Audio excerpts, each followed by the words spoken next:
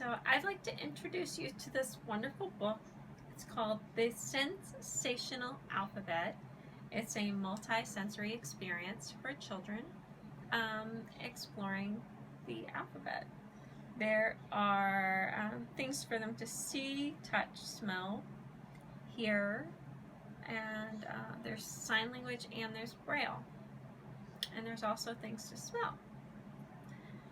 In the very beginning of the book, the first part of the book is an exploration of each letter, one by one, and each page has a different sensory experience. There's always a touch. The letter A actually has something you can smell, and it shows you a picture of how to do the letter, or how to sign the word.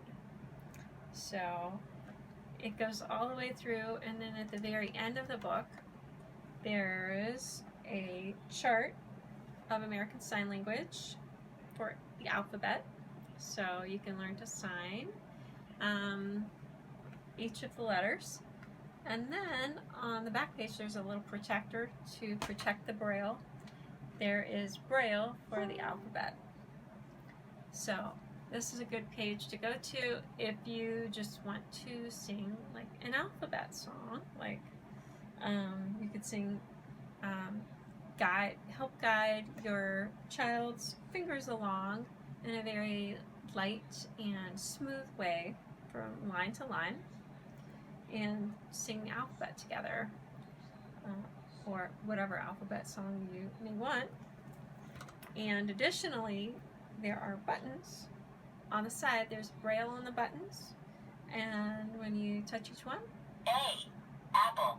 Tells you what it is, and it gives you a word that has the letter sound. So I encourage you to explore this book and share it with your child. Be creative.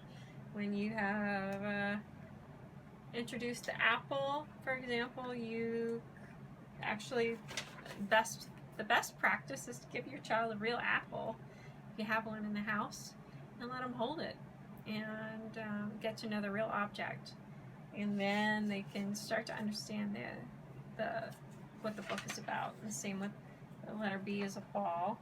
There's a nice texture, and you can have your child trace the outline of the letter of the shape of a ball when it's on a actual 2D page instead of a 3D page. You can also let them hold the ball while you're sharing it with them, and they can compare the difference.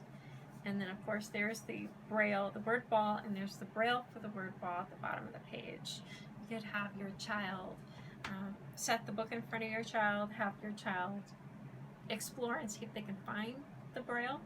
Have your child explore and see if they can find where the ball is on the page as well. And it goes like the same way all the way through the alphabet. If you have a real cat, it's a good opportunity to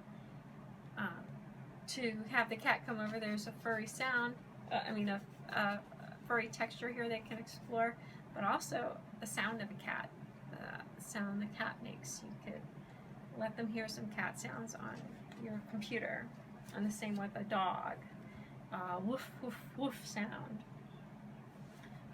If your child's already exposed to dogs, then you can connect that. Let them feel the word for each. Just like sighted children are exposed to print, take every opportunity you can to expose your child to Braille, and just let them feel, oh, this is the word elephant in Braille. It has meaning, it's elephant. They're not going to understand it for a while. They have to have lots and lots of exposures, so you give them lots of exposures. There's an elephant, you can find some elephant sounds.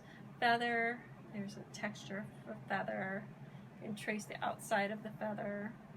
You can also do the sign for feather. Grapes, there's a smell. Horse, you can make the sound of a horse. Different things that make a horse special. And it goes on and on from there. There's a zipper. Your child is probably familiar with zippers. They probably have zippers on their clothes, So this is something that they can connect to. It's already familiar, and they can manipulate it and find it, and then they can find the Braille for that. So thank you for watching, and I hope you enjoy the book.